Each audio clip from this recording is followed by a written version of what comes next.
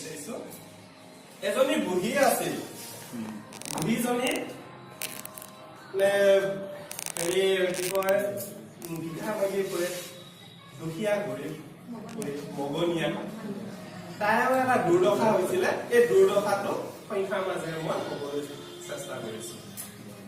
এক আছিল পুঁজি বুঢ়ী এনেকৈ মই ল'ৰা ছোৱালীক দেখুৱাইছো দুই